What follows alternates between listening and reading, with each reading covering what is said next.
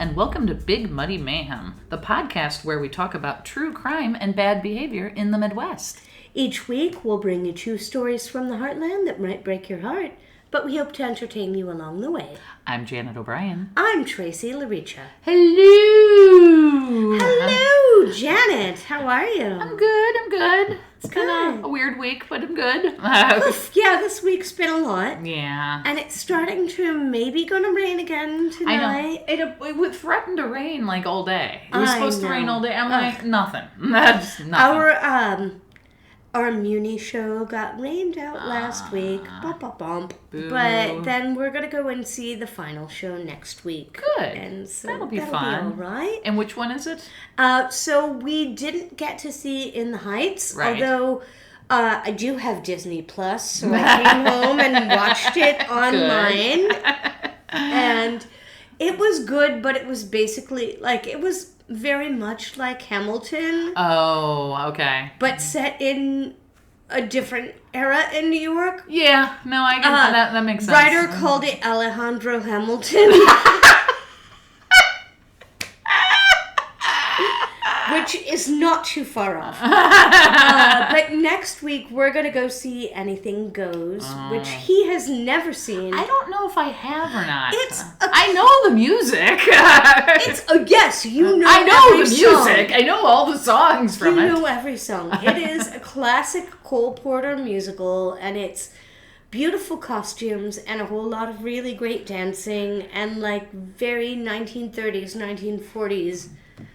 Yeah, if the classic Broadway musical. I feel like if the weather is because we've been having. I know our listeners are not. A lot of people that listen probably are not from St. Louis, but we have had one of the coolest Augusts I can remember.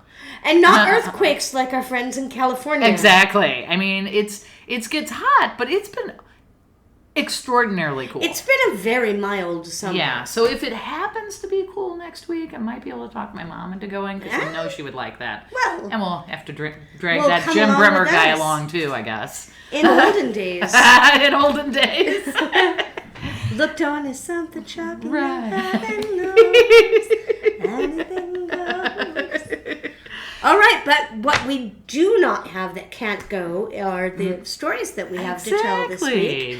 And I think that you go first with our stories this week. So if you listened to the past 2 weeks, I had, pretty dramatic story, Jim Jones. We know what happens there. So I was like, maybe go on the lighter side, There's true crime that doesn't involve murders, it turns out. Or a whole bunch of... Right. Cult killings. Exactly. Sure. I love cult stuff. Trust me. I can go down the rabbit hole over and over again with cult stuff. Janet's like, I love email me about your cult. I might be into it. So I have a non-cult story. Okay. I'm going to start off in, excuse me, in Illinois, Dixon, Illinois, to be specific. Okay. Dixon, Illinois is it's where Ronald Reagan grew up, okay? Let's be real. That is what they're known about. I knew the name. Yeah, so they have Ronald Reagan's house. Dixon, that is, not Ronald Reagan. Exactly. I knew that one. Have you ever heard of Rita Crundwell? No. Okay. Well, let me tell you about Rita Crundwell. So, she was born in 1953 to Ray and Carolyn Humphrey. Mm-hmm. Her mom, Carolyn, they had the family was pretty modest, but her mother, Carolyn, had a love of showing quarter horses. Oh. Tracey hates horses. I hate horses. She just hates them. Real quick. Yeah. Maybe I've said this before, but my little aside story. The very first time that Ryder and I ever went to go horseback riding, it was right after COVID. It was 2021. Uh-huh. And he's like, well, I know what a horse looks like, but he didn't ever want to have anything to do with them. And so we go on a trail ride. Uh-huh. And as we're waiting to, sign off on our like, we won't see you if you get thrown off right, the horse. Exactly. Papers. Ryder goes over and he's standing there, like, looking at the horses with me, and I'm going over there looking at the horses, and one of them immediately, like, snugs his head up right underneath Ryder's arm, like a kitten, just like, meow, meow, meow, I love you. And that was the moment that Ryder Murphy decided he liked horses. Anyway, back to the story. So Carolyn, Rita's mom, really loved horses. Mm-hmm. She loved showing awesome. Quarter horses. They lived on a family farm just outside of Dixon. Rita became incredibly passionate about horses through her mother. Basically, an American quarter horse, that is, according to Wikipedia, is the American breed of a horse that excels at sprinting short distances. Its name is derived from its ability to outrun other horse breeds in races that are a quarter mile or less. Okay. Some clocked at speeds of 44 miles per hour. Development of the quarter horse traces back to the 1600s. Oh, wow. Known for both a racehorse and its performance in rodeos. Those are fast horses. Yeah. Horse shows and as working ranch horses. They're good for reining, barrel racing, calf roping, and other Western riding events. Mm-hmm. So that's and it's quarter horse, but it's actually an American breed. Basically, They came over on the boats. They came over on the boats, and then they bred them with the horses that were already here. But still, we've both driven cars that don't go that fast. I know, exactly. My poor little Toyota Tercel. So at the age of 17, there wasn't a whole lot of information between, small child and 17, but at the age of 17, she is clearly she likes to do business stuff and math stuff. Okay. We already figured this out. She ends up getting an internship at the Dixon City Hall for a work-study program through her high school. She's also a member of the High School Young Business Association. Okay. So, she likes to do businessy type stuff. She grew up in Dixon, Illinois. As I said, Dixon is the birthplace of Ronald Reagan. 1974, she ends up marrying Jerry Crundwell, and then they end up getting divorced in 1986. Okay. She keeps his last name. They don't have any kids. She continues to work for the city hall, and they quickly realize she's a very quick learner. So she doesn't have any college education, but small town people, it's who you know, right? So in 1983, they end up making her comptroller and treasurer of Dixon, Illinois. Oh, wow. Right. That's a lot early on. I know. Like, she's in her early 20s, So she's the comptroller and treasurer. In 1978, she did start showing her horses. She was showing and breeding horses. By 1990, she's still working for the city of Dixon. She expanded her quarter horse operations, and she expanded her home. Okay. The community trusted her. Then she started cutting Dixon's budget. Remember, she's the treasurer and the comptroller. So not just horses. Yeah. She ends up cutting the budget for the police department, the fire department, the street department, cemetery. She closed the public swimming pool, etc. So, she keeps saying, she's like, we are just losing money. I don't know what's happening, so we got to cut budget. But even though people trusted her, no one in the city was close to her. She was always, she lived outside of town. She never let anybody get super close to her. Right. The mayor at the time, Jim Burke, he had known her for 40 years, but still was never close to her. She lived basically a glamorous life. She owned 2 ranches in Illinois. Uh-huh. She had 1 ranch in Wisconsin.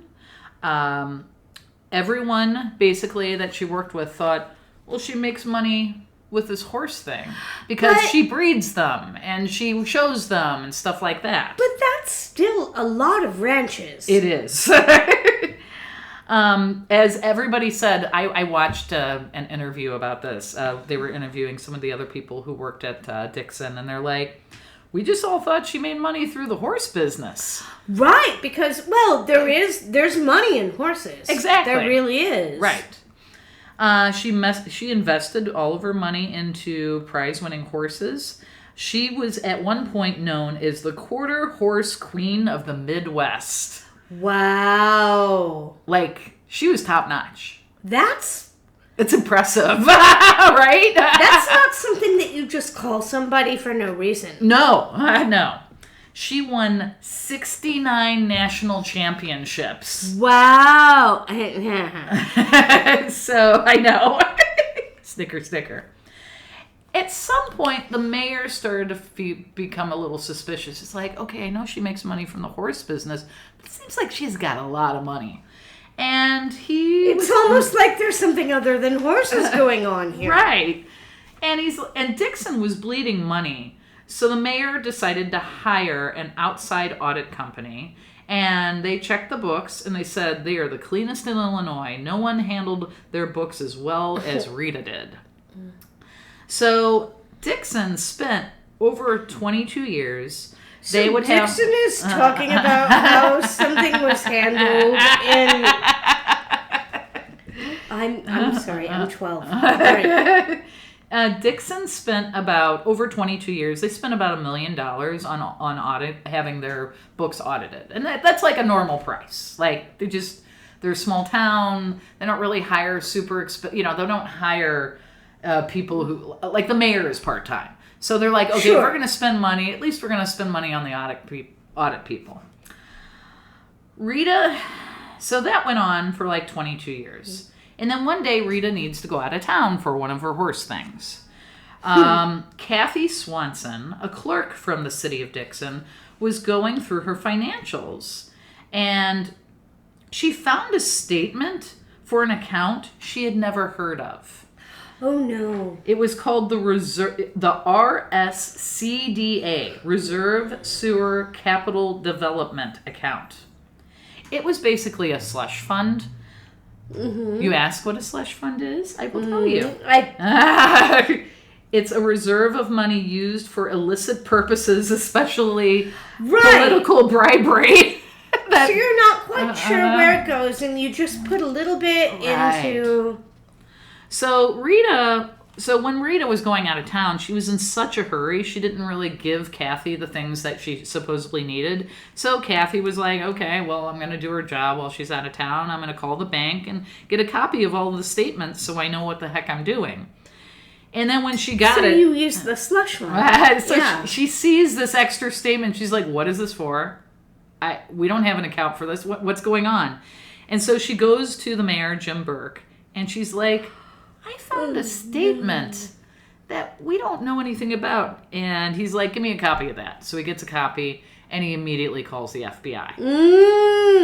For the next 5 months, Kathy the clerk and Jim the mayor have to act like nothing is going on while the FBI investigates. Oh, no. So they just have to, let her do her job, What money? Right? Then on April 17th, 2012, the FBI arrests Rita. She pled guilty and was sent to federal prison for 19.5 years.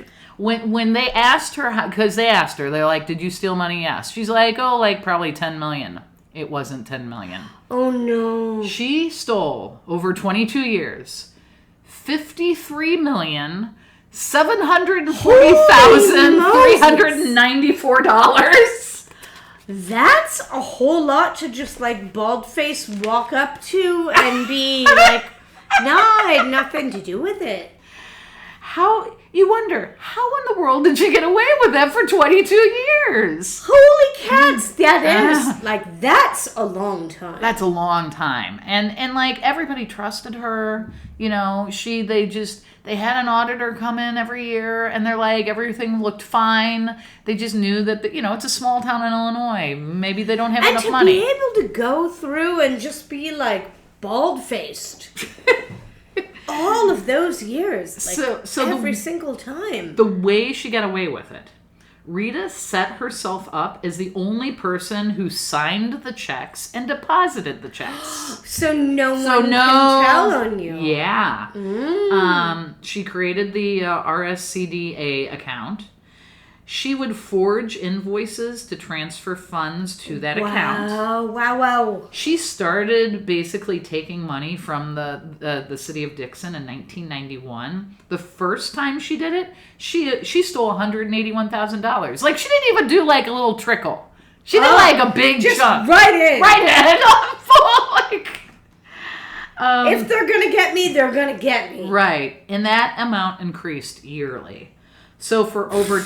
That's a bold move. I know! When you start at 181,000 and then you escalate from there? I know. Wow. So over 22 years, she bought 400 horses.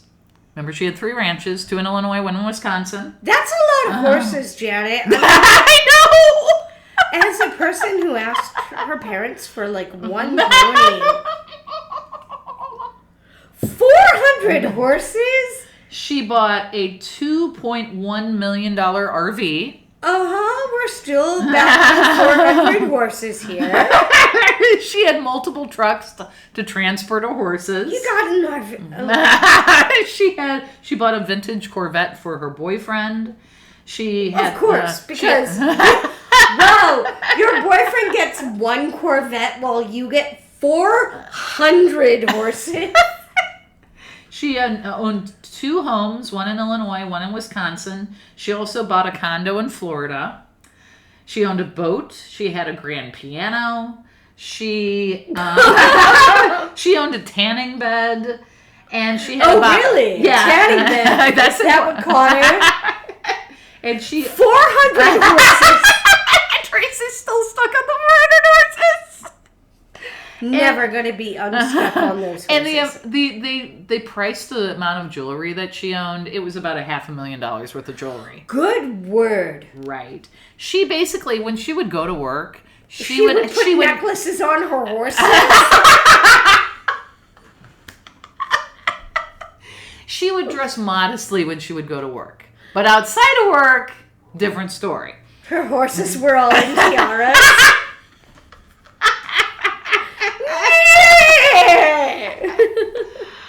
Oh my God. So when this all came out, they're like, okay, The dog's barking outside about how they want their tiara too.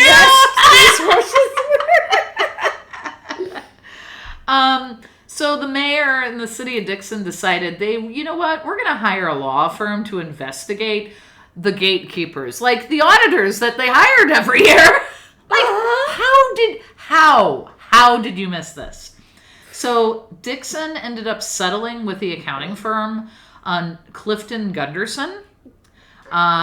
They were basically charged $35 million for failing to detect the theft over 2 decades. Clifton Gunderson also sounds like a totally made-up name. I know. The bank also had to pay $3.85 million as well because they just kind of glossed over the fact that there was this weird account that there were horses and like jeweled earrings out there. And then Janet Card Association, I assume that's where she had her debit card through. They also had to pay out $1 million as well. So in total, they got about $40 million in settlements. So they got a lot of their money back 22 years later. But, over time, like, they got it all back at once. Sure. Okay. But still. Dixon's auditor is now named Clifton Larson Allen. I would highly suggest you don't hire them. Never hire anyone with 3 names. Also, The city of Dixon and the lack of resources, they never employed an accountant. The mayor, like I said, he was also just part-time. Also, Rita played on the same... This is the other thing. She played on the same softball team as the accountant that was auditing their information every year. Are you kidding me? No! So there were moments that you could be like... Yeah. So after the settlement, they ended up having an auction of all of her property. The city made about $10 million off of her property because she had all of the stuff. And I watched part of the auction. Like, there was people who clearly wanted their own expensive horses. So, they went to another nice place. It's, they had one horse. And I think some guy bought it for like $775,000 for a horse. Wow. That is a ton. I know. So now... their budget meetings are done by a committee now. You would expect so, right? There just was not enough oversight to what was going on. Anytime, she never ever spoke about what she did. She refuses to talk about it. But it's people that she has talked to, they just feel like she has zero remorse for what she did. Just get your kids the pony when they want it when they're young. But now there's an update on this. Okay. Summer of 2020. We all remember 2020. Remember 2020? Every morning I wake up and I try to forget. But yes. So Rita ended up writing a letter to the judge asking for an early release due to COVID, but she was denied. However, a year later, in 2021, she was released early to be put on home confinement and basically live with her brother in Dixon because that's where all her family lives. A statement was released by the judge. The statement is, the early release of Rita Crundwell from her criminal sentence of 19 years and 7 months was not a result of any judicial process, but was a modification of sentence by the Bureau of Prisons. Most likely, she was released because in 2021, Trump ended up signing a thing saying that if you were not in a federal prison for a violent crime, they were going to let you out to lessen the spread of COVID. Mm-hmm. So she is out of prison. She's still on home confinement. I think she's there until 2025 or something like that. So I think she'll be good and done next year. Woof. But yeah, so that is my story. Yikes. I'm that is so much money for a town. Dixon only has 15,000 people in it. It is not a big town. Mm-hmm. And she stole over $53 million. That's a lot of money for that many people. Oh my God. That hurts. Isn't that crazy? So many families. Yeah, and I watched interviews with other people in the town, and they're just we want to move on, but they I was watching a thing from WGN, the newscast up in Chicago, and they're like, she had a built-in in-ground pool at her house, and they closed the pool in Dixon because supposedly Dixon didn't have enough money. Oh, wow. Just ruthless. Wow. Just crazy. So yeah, don't hire her to be your auditor or your treasurer or your comptroller. Just don't hire that auditing company unless they have new owners. I don't know. But I have a small town story too. Oh, so we have a related thing. Good. Mm-hmm. But that's my story. I am going to be coming at you from Boone County, Indiana. Ooh, okay. Which is a town of about 70,000 people. Okay. Altogether. So still pretty small. Right. And I'm going to tell you the story of Andrew Wilhoite. Okay. He and his wife, Elizabeth, she goes by Nikki. They are living in Boone County, Indiana. They have 2 kids together, and then he also has like an older teen. Okay. That is her stepdaughter. Right. But that's like his kid from a previous marriage. So they live on a small farm. They raise livestock. They are very, very active in 4-H. Of course. So, of course, this is where it connects. Right. Lovely family. And this is my shortest story ever. Everything's great. The end. Except for the part where it's not. Nikki, at age 42, is diagnosed with cancer. Gotcha. And, hold on 1 second. Well, God damn it. I even sent it to you. I just need to find the... Picture pages. So, she's darling. Okay. Like, she is super, super cute. Oh, yeah. No, she looks adorable. And she is going through cancer treatment at age 42. She goes through about a year. And March 18th, 2022, she is done with her treatment. She gets to ring the bell. Nice. She is done. Andrew comments on her Facebook page, like, oh my gosh, so proud of you. And then, like, shares it to his own Facebook page. But the thing is, Nikki had just filed for divorce. Oh, wow. 1 week prior to... Ringing the bell? Uh-huh. Wow. And the reason that she did that is she found out Andrew had been screwing around on her for like a year. So on the evening of March 24th, which is Thursday, she lets him know what she knows. Oh, gotcha. So they have a whole on conversation about this. And then March 25th, which is Friday, Nikki doesn't show up for work. She is a dental hygienist, and she has never not shown up before. Right. So people in her office are like, this isn't great. Right.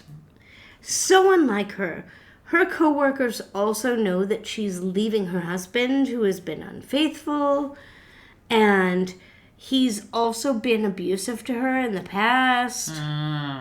So it seems like a little excessive to call, like, after one day. Right. But also, like, her coworkers, they're like, he has hit her before. Right. She's really weak. She just finished chemo. Right. Chemo. Major stuff. Like, we ought to look into this. So the police go out, and as they are there to just do a wellness check, Andrew pulls up, and he's in a tractor. And he's like, oh, I've just gone out to feed the pigs. And he's like, nothing about the affair or the divorce, but he's like, oh yeah, Nikki and I got into an argument last night, and he said they'd, quote, had a pretty good fight. Okay. And that she was drunk and she passed out on the couch at about 11 o'clock. So he just went to bed. And in the morning, she was gone. That's all they knew. Also, he says, well, she has a tendency to run off when she gets mad. Even though there is literally no history of her doing that.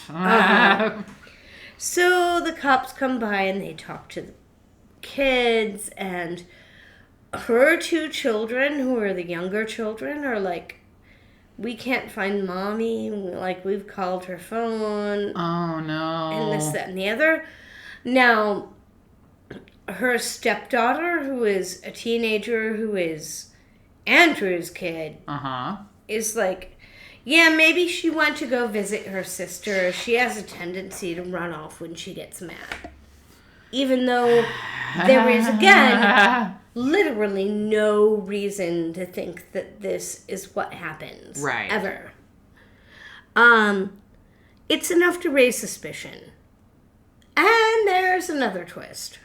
Okay. So when they call the local cops and they're like, hey, can you come and look at this? Right. Well, it's the sheriff's department. And the sheriff's department doesn't want to investigate because Andrew's mom is a longtime member of the city council. Okay. So, it's not okay to... But they do the right thing. Good. They call the state police. Good. And they're like, hey, look, you need to look into this. So, state police go and they look around and they find Nikki's purse is in her car. In the garage. With her ID in it. No. She wouldn't just wander out into the night on her own without her ID or any cash or her phone. This is 2022. Yeah, exactly. And all of this nonsense, into the middle of the night. Men, you always forget the purse. And this is what you get for realizing that we don't have pockets. So they're like, this is sus. Yeah. And then they find that she has also taken $3,000 out of her retirement account. Oh. Not even her checking account, her retirement account. She's taken out $3,000. It's confirmed that this is what she used to pay her lawyer.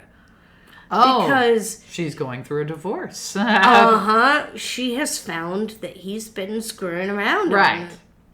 on her, and so this is what she's doing. So the police look around some more, and they notice that Andrew also has scratches on his neck. And there's also blood on his side of the bed. Now, he has perfectly reasonable explanations for both of these things. Of course he does. The scratches? Mm-hmm. He had a nosebleed. Yeah, right. And that's exactly what happened. It doesn't have anything to do at all with him murdering his wife. Nope, not at all. But then a blood technician takes a look and is like, oh, well, a nosebleed would be drops. Mm-hmm. But this is spatter. Oh, yeah. So thank you, Dexter. And they're like, okay, yeah, no, this is not good. cohesive with the story. Right. Then he's like, nope, not going to talk about anything else. I'm going to lawyer up. Right. But he doesn't need to, because then, a few hours later, they find Nikki's body in a shallow pond. Andrew is arrested, and he confesses to what happened. What really happened. Here's a picture of him. Yeah, he looks like a mean man. Yeah, he kind of looks mean. Yeah, he looks mean. Anyway, he says that Nikki comes home. She says, I'm divorcing you. I know that you're cheating. And they argue, and he physically throws her out the front door of their apartment. What? Janet. Tracy. This isn't the worst part. Waiting. I'm sorry. No, it's okay. She starts to try to come back into the apartment because this is her home. Yeah. Where her children live. Right. And Okay, I'm real sorry for what I'm about to tell you. Okay. She starts to re-enter the apartment. Mm-hmm. He picks up a 1-gallon flower pot planter. Oh my God. That is completely filled with dirt. Oh. And he throws it straight into her face. Jesus. So he hits her in the face with a 1-gallon. Yeah. I did the math. It looks like that's probably about 26 pounds. Uh-huh. And he hits her in the face with it. She is bleeding, obviously. Right. If not already gone, then close to gone. He picks her up and throws her in the bed of his truck. And then he drives her to a pond, like a local pond. Oh my God. Throws her in shallow water, and then just calls it a day. Jeez. So, Janet... Yes, Tracy. Oof. Just bad. So bad. It's not. Like, man...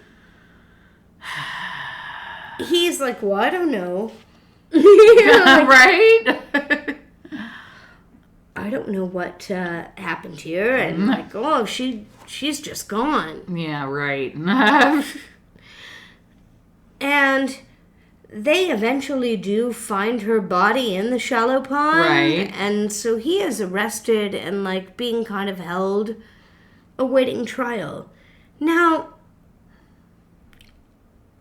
if this happens to you, you have hours to fill. Right. While you're awaiting trial. You know, one of our past stories was like, oh, they became a leather worker. Right. Uh-huh. And like got into leather work in prison.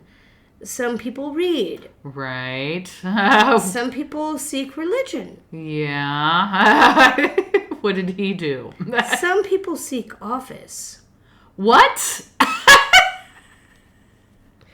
Andrew Wilhoite decides that he is going to run for a position for Clinton Township City Board. Oh my God. You know, his mom was already... Right, already on the board, yeah. Uh-huh. Well, he runs as a Republican for the Township Board. He wins his primary. Oh my God! What? From jail. Oh my God! As he's awaiting trial for the murder of his wife. Oh my God. And that's it. Good night. God bless. Janet! Time for What's Night. Oh my God! I would not do that. I would not do that. On the legal front, Andrew Wilhoite is convicted of voluntary manslaughter. Uh-huh. It is named as sudden heat, which is kind of like a crime of passion. Right. And so he gets the maximum sentence for manslaughter, which means that he was convicted of and is serving 30 years. Good. As far on the political front, he drops out of the race before the general election. That's good. And the Republican Party is allowed to replace him. Wow. So that is the story of Andrew Wilhoite. Wow. Who killed his wife and still managed to garner 60 votes in a local election. And also, folks, this is why it is important for you to go out and vote. Check your registration. Vote in every election. November is coming. Check it now. Check it now. Right. Please go vote. Please go vote. God. There's so much.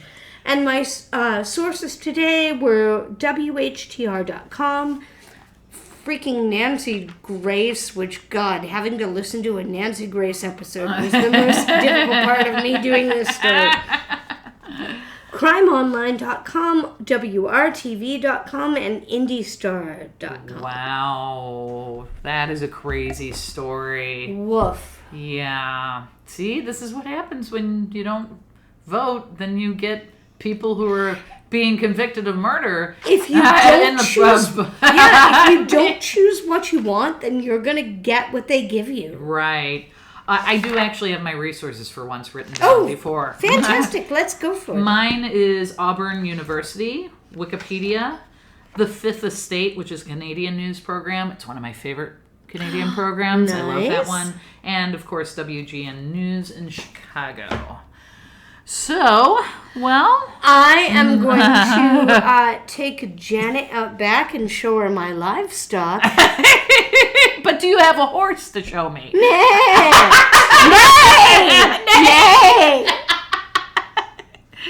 And we will be back with What's Nice. We'll be back with What's Nice.